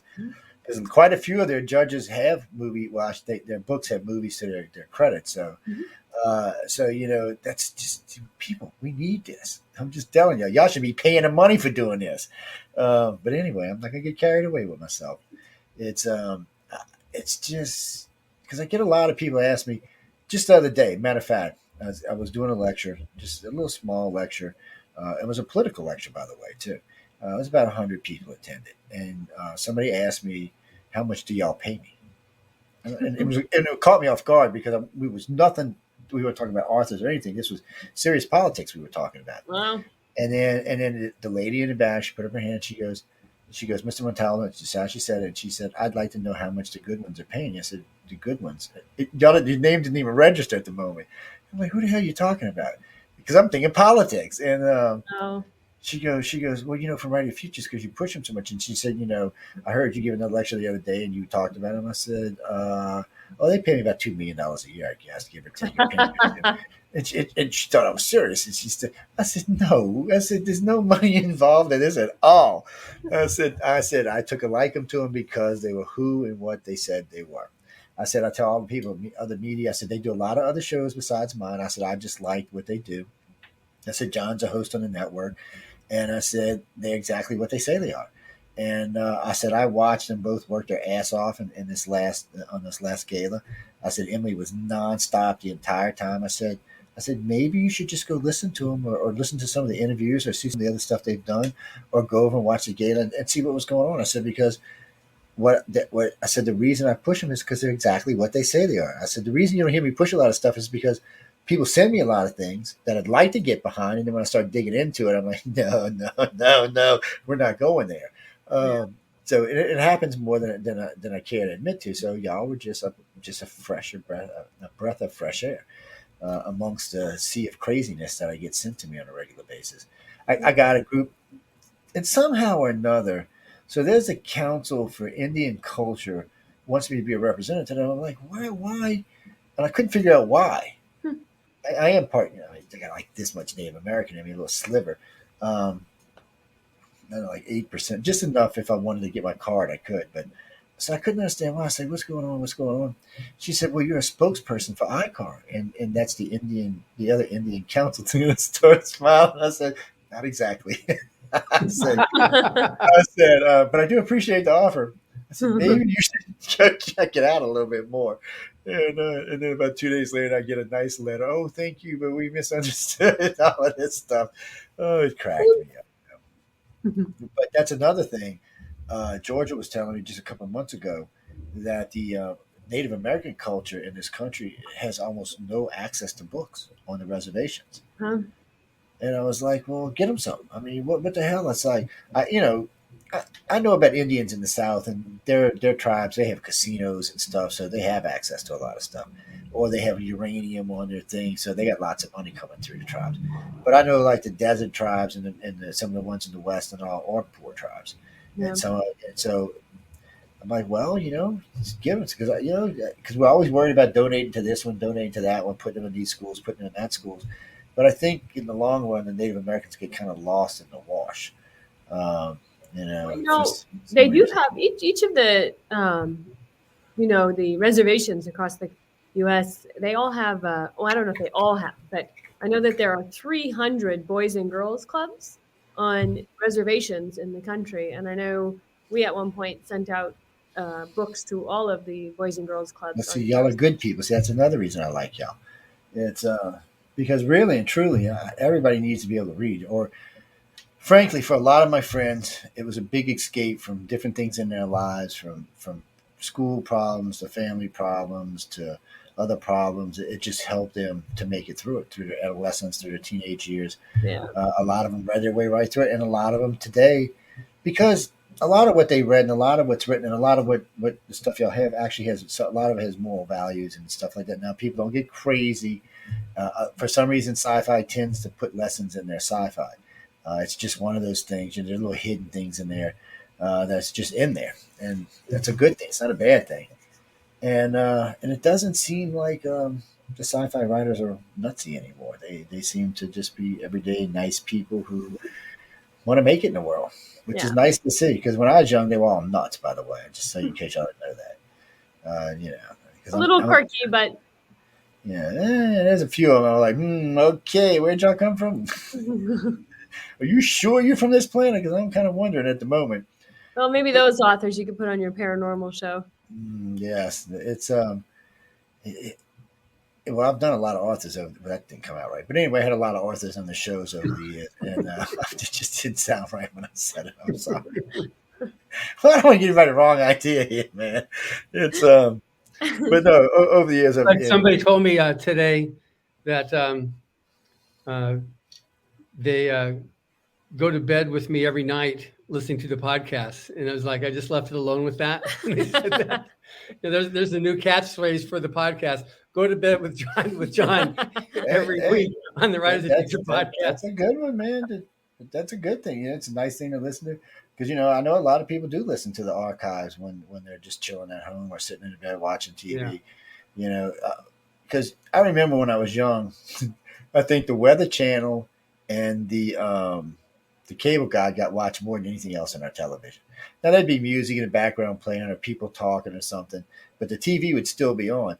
I noticed even today, like the other day, my wife and I were doing something in the bedroom. My big 70-inch TV's blaring on, with no sounds on. We were actually actually listening to an audio clip from something else, actually several audio clips from things. And it was nice. And it's just nice to sit there. And a lot of people do it because the internet these days allows you to have access to so much material. Think about this. Right now, I've got 27,000 archives available. I own 147,000 archives, but I Wow. have 27,000 available right now to get your fingers on. So that's over 50,000 hours. I mean, do you know how many years you could sit and listen without having to hear the same thing twice? And if I Wow. put them all on there, I think if we put everything up, I think you'd get almost 70 years of straight listening without. We just don't put it all up because the first 4 or 5 years, audio is sketchy at best. There's a lot of good interviews in there, but there's a lot of shh, you Mm. know, and low audio and stuff like that. They still get listened to, but I hate to torture people that because all the audio has been high def for a decade now. It's clean, it's crisp. Everybody sounds good. The host, the guest, but still, there was a lot of good interviews back in all those.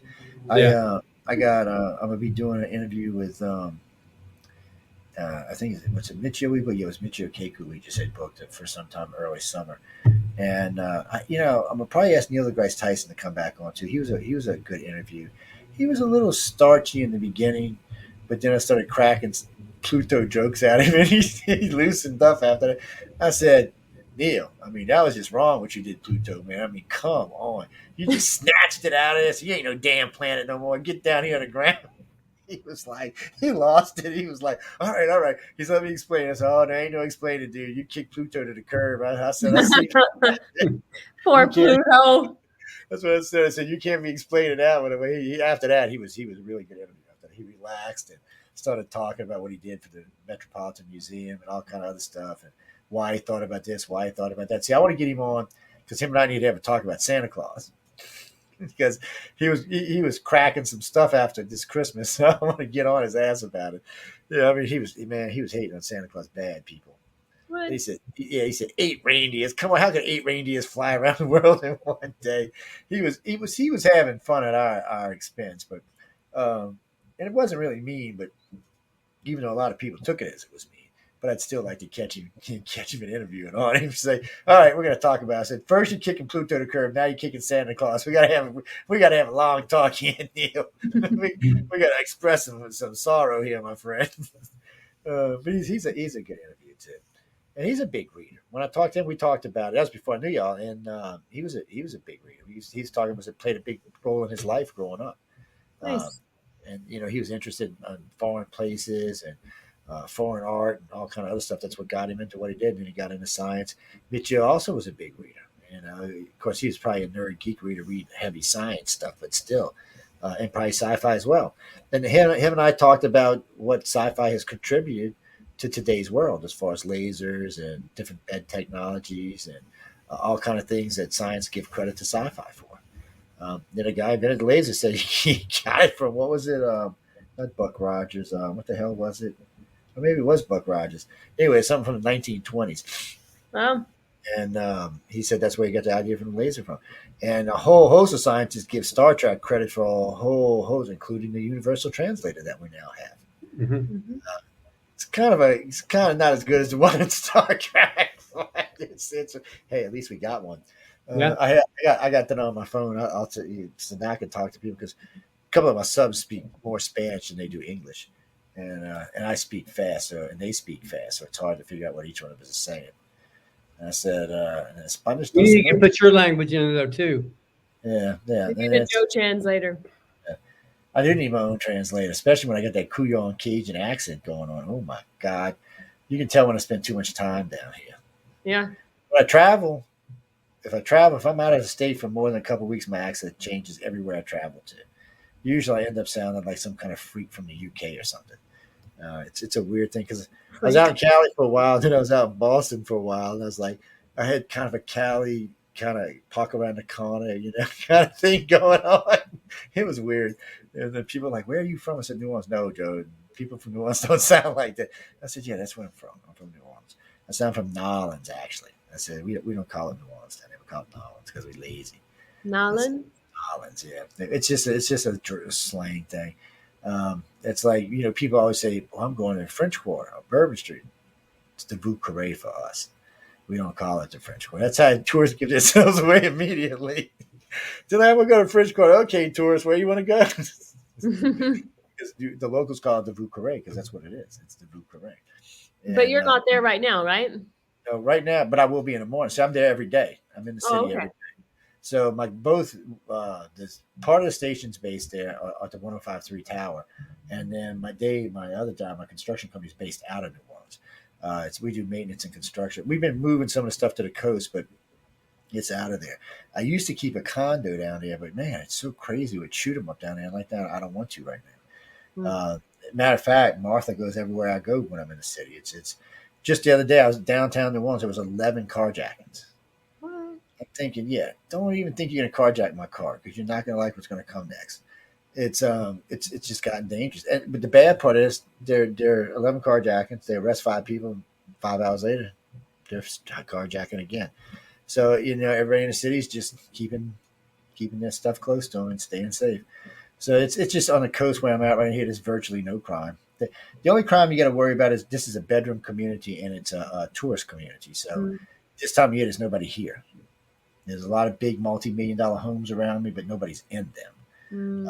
You see them for Christmas, and then from January all the way until about April, there's just nobody here but us, which is really nice. So it's like Home Alone film. It is. Yeah. I got some neighbors now. All of a sudden, decided to build a home next to me. 5 years, no neighbors on the whole street. All of a sudden, I got a neighbor. I'm like, really? I should have bought that freaking lot. I knew I should have bought that damn lot. But it's nice, and it's a nice neighborhood. And I snuck into it. A friend of mine, he said, "How did you get into Henderson Point?" Jesus, Joe. He said, "The house over there is so damn expensive." I'm not telling you. I snuck in, man. That's it. They ever find out I'm as poor as them, they're gonna kick me out. It's a great place to live, and like I said, there's virtually no crime other than you got to watch in this time of year that if your house is vacant, somebody might try to get into it. But as far as violent crime, it's pretty much non-existent. That's good. And like today, I came in, I went and sat on my boat dock for about 10 minutes, watched the sunset. Nice. Watch the dogs run around the yard. I don't want to get too close to water because in case there's an alligator or something. But it's just a very nice place to relax and chill out. And have no.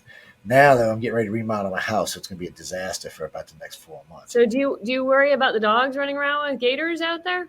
Well, see, it's weird. So if it hasn't been a bunch of rain, the bayou on my end is connected to the Gulf, so it's really salty, so they'll stay out of there.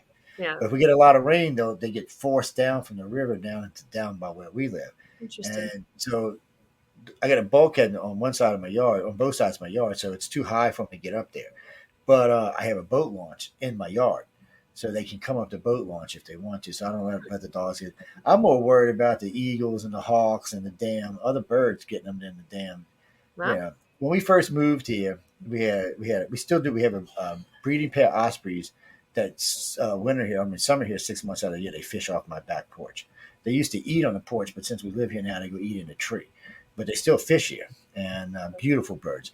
They don't like my dogs. They don't care about my dogs. Plus, my other 2 dogs hated birds because Charlie, when he was a puppy, a seagull tried to carry him off. So ever since then, he became like anti-bird. If he sees even a shadow, he would lose his mind. So he taught little Fiona, the one I have now, not to trust birds. So if they see any bird, they start immediately barking, growling, snarling. Usually birds, when they see that, they kind of go on. But we have 2 bald eagles that fish not far from here. So I worry about them because they ain't going to be scared of no chihuahua. They'll be like, whatever, you're just going to be a snack.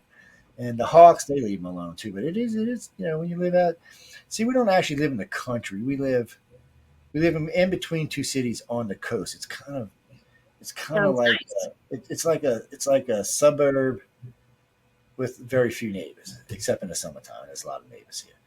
It is. It's very comfortable, very relaxing. I hate that they built the bridge not far from my house now, but I hate it and I don't hate it. It's a weird thing because it picks up a little more noise, but it'll act as a wave barrier for my house when a hurricane comes in. And they had to dig the channel out, so now I'm buying a new boat. I can get out in deep water that way. So it's a plus down. Tamara, what you got for us, Tamara? What do you mean? Oh, Tamara says she don't believe that you get out of here with this. How many times I know you listen to this show, so how many times do you think we're going to say this? No, everything is blind judged. It's. I'm telling you, it's blind. I talked to every damn judge there. But what, you think I'm lying to you? Come on, you know better than that. You know how I am about that kind of stuff. No, Tamara, I'm serious. Every judge I talked to said the same thing, and I did ask. You know how I am, and I even asked a couple of times, kind of sneakily, when we had a couple of a couple of drinks in, and they still answered the same way. No, it's all blind judged. And if you're worried about that, I will personally vouch for them so send in your story. So well, send in both. So you Well, do art. it's computerized. So basically, when you send a story in, there's an administrator inside the contest who runs the back end of the website. And what happens is all of the stories go into a file. But if you put your name on the story or anywhere in the manuscript, you're going to be disqualified automatically for having your name in there. It just goes into an automatic disqualification folder. But afterwards, all the stories get assigned a number, and then they go into a folder for the judges to start judging. And then the judges see a number, so they'll say number, 7846 is, an honorable mention or whatever however they vote it. But it only really you only find out who wrote the story once the winners are announced. Before that, they never see it. So it's computerized. So it is definitely blind judged. It definitely is. Iola just sent this part of her story. It's about okay. Look, how do you say your name? Llona. Look, girl, what are you just like Kazakhstan somewhere or something? Pakistan? No, that's not Pakistan. That's like a Polish name or something, maybe a Ukrainian name. She said, "Yeah, this is the start of a story. Wherever did I publish it right or did I do it right? Because it looks like the same thing twice. Where did it go? I don't know if I got in there. Tell me if I did, because I know you're watching the video. She was sending me this the other day. She sent me like the whole what's a not a paperback novel. It's a online novel, and she sent me the whole thing. I said, well, why don't you send it to them? Because it's about some reptilian aliens that are coming and visiting and taking Yeah. them places. And at first, I thought she was sending it to me as a legit, thinking thought she was actually seeing aliens, but no, this is actually a story she's writing. And she's been sending it to me in pieces like this, and this is what she sent me last night. But send it to the wrong people. Send it to writersofthefuture.com. Send it to me. I can't do anything with it. I'm not going to submit it. Even if you send me the whole thing, I'm not going to submit it. Yeah, it can be up to 17,000 words. It's got to be a complete story. You can't. When did it get bigger? What? Wasn't it 10,000 words last year? Did this thing grow on me when I wasn't paying attention? It's been 17,000. All right. I thought y'all pulled a slick on me there for a minute. No. We did probably say that there is an average, 5 to 10,000 words is like an average winning story, but it can be up to 15 or 17,000, but it could even be one page if it was really good. I mean, that's a flash fiction, but it is not likely to win, but it's not impossible. It's happened once. Yeah. So it's Alola. It says reptilians are a lot here on Earth. It's a problem. Path went to battle with the reptilians. Path spoke that we have protection. I know, Boo. I know you're from a different country, and it's just a translator. Let's see. And what is it? Astor or Thor? I don't know if you can use Thor, sweetie, because Thor's kind of. I don't know. Maybe Thor's universal. I don't know. I don't know how that works. And then she's talking about a statistic tube fell from the sky and it was burnt on one side. Well, at least you're getting the filler stuff in there. But again, you need to send it to writersofthefuture.com, not to me. And you can also go and if you need help with composing a story, you can go to writersofthefuture.com, go to the free online workshop, and the judges there will tell you how, what it is they're looking for and how a story should be put together, how the dialogue should be written, how the narration should be written, all that stuff. So you can check that out. And then let's see. Where'd it go? Oh, no, y'all being stupid now. I ain't reading none of that. Shrewbridge Kevin. He said, I have 7,000 words written. He said, but I'm not sure how to edit it. Is there So online something that would help yeah, edit it? for editing help, you can go to the writersofthefuture.com, go to the forum, and there are other people. There's a free service there that helps with editing and review. That you'll see the links in there for it when you go to the Writers of the Future forum. And you can also ask other forum members who do a lot of help with story editing. Even Wolf Moon does freelance. He's the Writers of the Future forum moderator, and he also does, some freelance editing. Yeah, So y'all bug that man a lot unless of y'all resources. serious. Yeah. I'm sorry. Yeah. Well, I know he stays busy, so it's Bablola Unka. Where do y'all get these names? And these are real names. I don't know where y'all get. I know different countries have different names. Hi, I want to wish everybody a happy new year, and I hope everything's good. I'm writing in dream reality. Do y'all know any? Wait, what, dude? That makes no sense. Dream reality. Well, if it's a subgenre of fantasy, it's fine. Yeah. Oh, okay. He all right, now, why, man, it was like jibber jabber. So anyway, he said he's writing in dream reality, and he's wondering if when you read like other books and stuff like that, is it okay if you like take a piece out of a book? No. Like, see, that's what I was thinking, because I was thinking that if they ran it, they would find that it was a piece of somebody's book. What do you mean, like a piece or like an idea? I'm not. Your English is worse than mine. Yeah, I'm sorry. Um, Oh, I can get this one out. I'm gonna put this one on. Oh well, thank you. We can divine forever. I'm not saying. I'm sure this is not translating the way it should be. That's kind of funny. But again, galaxypress.com. Go over there and see what you can find out. Because actually, I have no idea what you're saying. It's confusing me. Oh, hello, Amelia. I seen you sent me a texty message there for a second. Let's see. I'm just going down this long list of. Okay. Hey, Charles Christian, ain't seen you. Well, he's an author, but he's already established author. Half these people that are writing in here are established authors. This was kind of weird. Oh, Lily, where have you been? So this is Lily. She's writing out of D.C. She's a regular in D.C. She says once I go to writersofthefuture.com, if and I start taking a course, is there ways to get help there? Not on the course because it's a series of videos and essays, but you can either go to the forum, to the Writers of the Future forum for help, or you can occasionally we do a live Q&A like once every quarter with one of the judges from that online workshop where they can answer any questions you have after you've done the course, after you've seen what they had to say to make sure it's not answered somewhere later on the course. Then you can ask whatever questions you still have in a live Q&A, which if you sign up for the Writers of the Future email, which you'll see on there, then you'll get an email about the online live Q&As that we do with one of the judges. I mean, there's lots of stuff on there. The course is good, guys. Y'all should just take it. I mean, if you're up and coming, even if you're somebody who submitted something before and you haven't won, it will help you refine what you're doing. Toth, I think that's how you say it, Toth.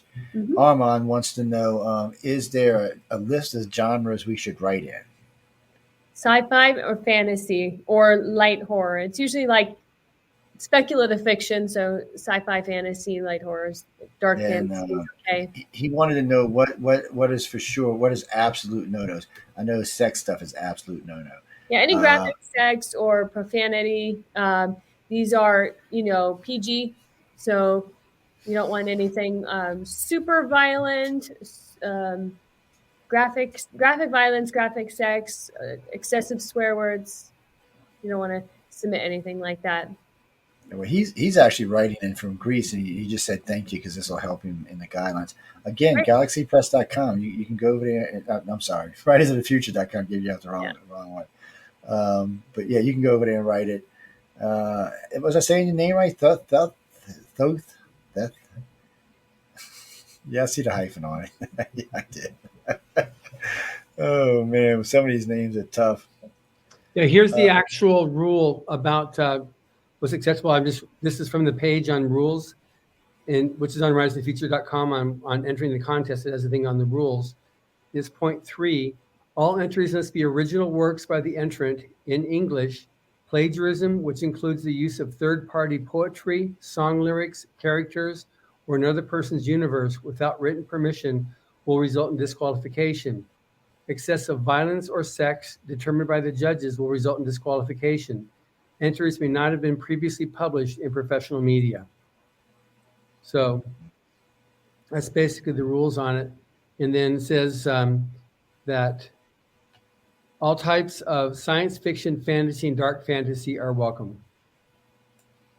See, there you go. And again, you can go over there and look for yourself if you haven't. And Pepper really, what makes Lee's, it also special with this contest is that when you submit your story, you still maintain your rights. Sometimes when you submit to contests, you forgo your rights. oh, that's true. It's a big one too. You maintain your rights even when we publish it. You still have your rights, so you can get it republished. A lot of times, if somebody's gotten to publishing a book, we just ask that the winners wait until we've published it in Rise of the Future before they get it published in some other anthology or some other publication. La Lily Peppy wrote in. She just sent a bunch of hearts. Okay, And, good. Brittany says, thanks for all the hard work y'all do. It's nice to know people are out there trying to make a difference. Well, I'm glad you like them. H. Thomas Cameron. Oh, this is addressed to me. Never mind. Dear Miss. Oh, no, that's a whole other subject there. Sorry, that's for another night. That's actually probably a private one, actually. But yes, Thomas, I've seen your thing, and I will contact you. Thanks for sending me your phone, and I'll contact you as soon as I get a chance. I seen Chris Cameron's writing in. Y'all stop dinging me. Sorry, I'm fussing at him. Chris Cameron's writing in. How do you get a ticket? A ticket to what? Oh, do you mean a gala? You don't get no tickets to the gala.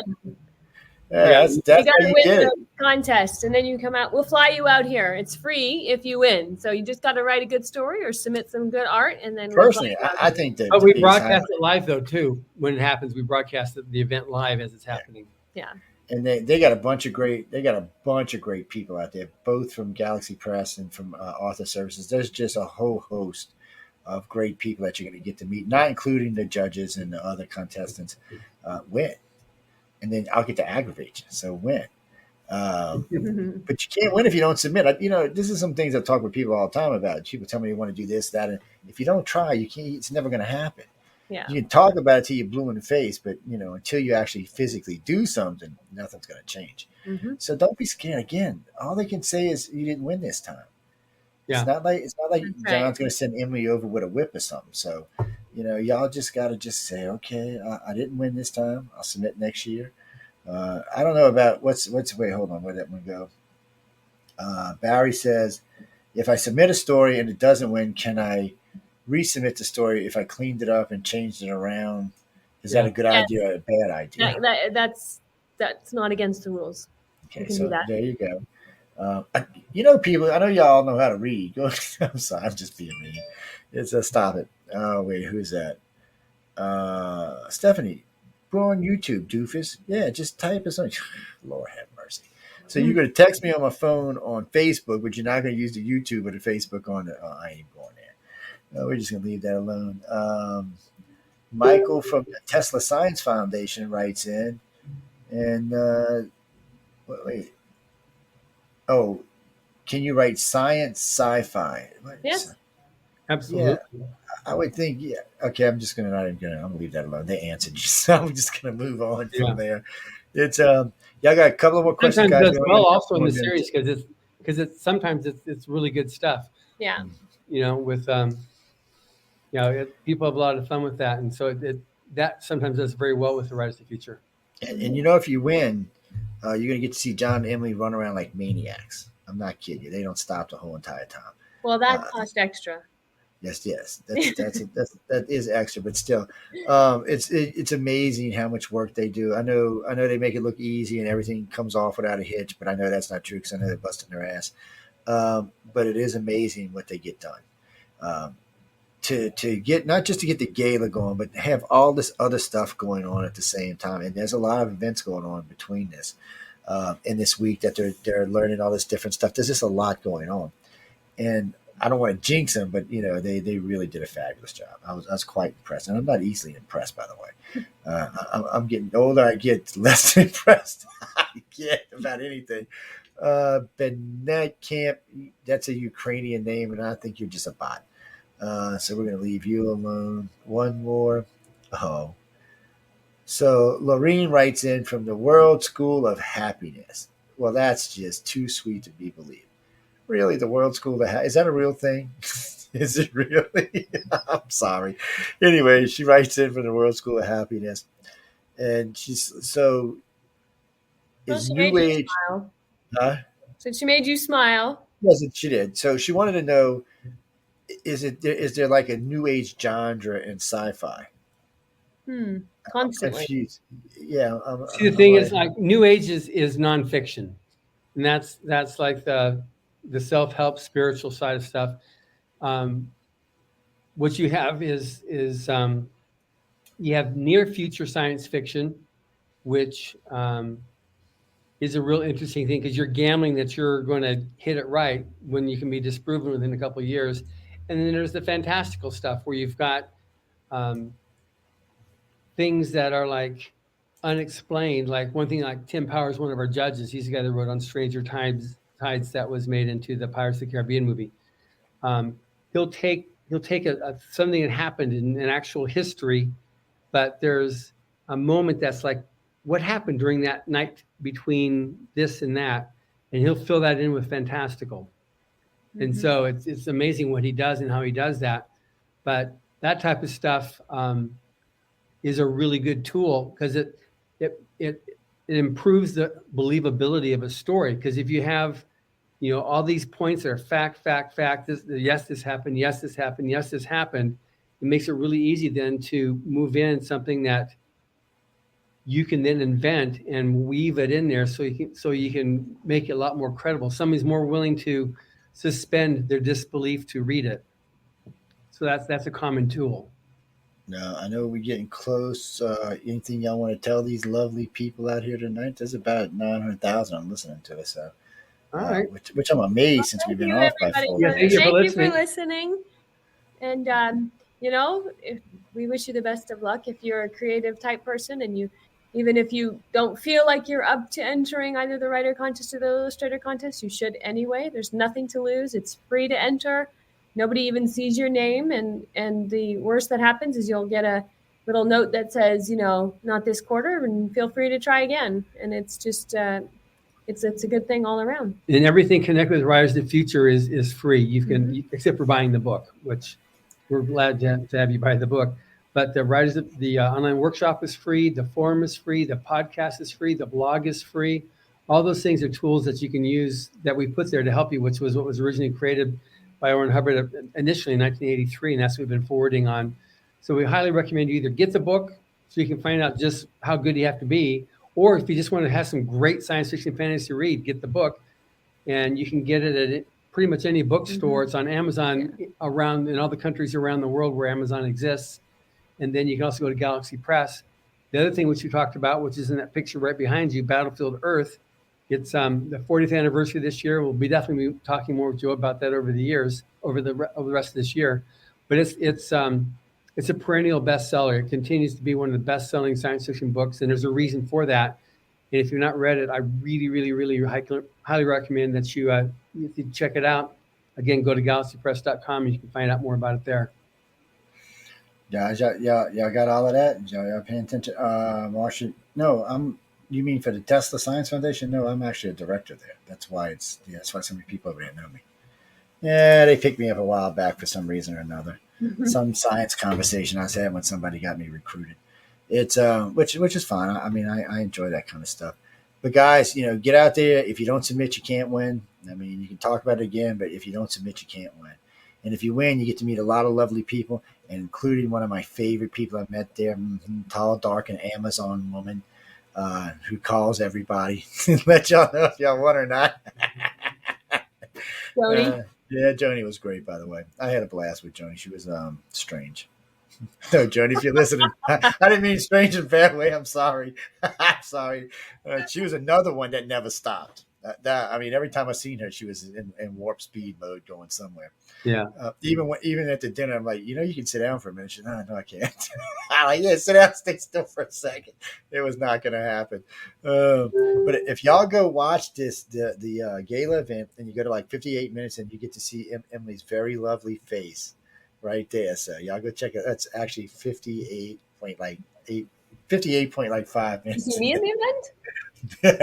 No, it's not. But anyway, y'all go look and see. I'm just teasing. It's there was a lot of good shots in the audience, by the way, of a lot of people. Y'all should go take a look at it. Oh, Yeah. it's you in the audience. Yeah, there you go. I was gonna scare There him was real a good. few shots of you in there. It's because I told you when I was outside, I was working the press. I've been around for a while. I know how to work the press. It's no, I'm just kidding. They were a lot of good people out there. And matter of fact, everybody I met in the press was nice. It was nice. Everybody was in blacks. I knew who was who, and it was kind of nice. And yeah, there were actually a lot of press people there that were actually nice people. I know I was surprised myself. And then the lady with the Chinese media, she was an interesting character herself. I got her card. Actually, my right to her. Yeah, she was Denois. Yeah. Yeah. So that's her. And she was very interesting. We talked 4 or 5 times throughout the night about different things, and I was quite impressed with the size audience she got. So Yeah. I was like, yeah, I love you now, a long time. I didn't want to get slapped. But we got to go, guys and girls. John and Emily are always great. It's glad having y'all on tonight. It's always a blast. Ladies and gentlemen, Science on and Beyond will be back on for the next 4 or 5 weeks. We have Josh and coming on next week, and then we got a couple other guests coming on after that. Then we'll be switching over to the Centralist for a couple of weeks. As far as my main shows, I haven't been doing any of my main shows. I've been too busy at work, and they're too early in the day. So I don't want to schedule guests when I don't think I'm going to be home in time to have. I don't want to stand up a guest because my other job is busy, because that one pays for all of this and a lot of other stuff to boot. So it's just, it allows me to get the FM antennas and things like that. So I'm really busy. We had 2 hurricanes back to back, so my other company is seriously busy right now. So they'll be back. The Monday show actually Monday show is not coming back. We moved it to a different day. But the Wednesday show will be back in a couple of weeks because Michelle's going to kill me if it's not, because it hurts her audience numbers. She wants it back. And then the other show will be back as well. This one, there'll always be something here. It rotates between usually 3 shows. Right now, it's just going to be Science and Beyond and the Centralist. So pay attention when we're talking about it, because if you're coming to listen to Science and it happens to be Centralist is, I don't want to say it's politics, because it's a lot more than just politics. It's what's going on in the country all the way around, but there is a lot of politics in there. So be aware for that. And I'm a centralist, so I take the middle, so I tend to hack off both sides. So I just wanted to warn y'all ahead of time. Mm-hmm. But it's one of the reasons why other politicians like me on both sides. I can get interviews from both sides because I'm not taking a side. I'm taking the station side, which is neutral for now. But again, we got to go, guys and girls. Coming up next is Quantum Leap with Kathy Belsky. She's out there in beautiful Honolulu in Hawaii, living on her mountain with her 1,000-pound crystal. And you just got to be nice, man. Living on the top of a mountain in Hawaii overlooking the ocean. I will say this, though. This is a funny story. She got 1,000-pound crystal, massive crystal. It escaped her house. I don't know how it escaped. Rolled down the hill and smashed the side of her car. What? I'm like, what the hell? Is like this crystal mad at you or something? What's going on here? People, I'm serious. When I say 1,000-pound crystal, I mean this thing is huge. She's got a 1,000-pound one and a 650-pound one. Y'all should go check them out. They're massive. But she'll be on in just a few seconds, and she'll be bringing y'all up and enlightening your spirit and hoping everyone's having a great and wonderful life. And she only talks about good stuff most of the time. But on that note, good night and stay tuned for Kathy Belsky.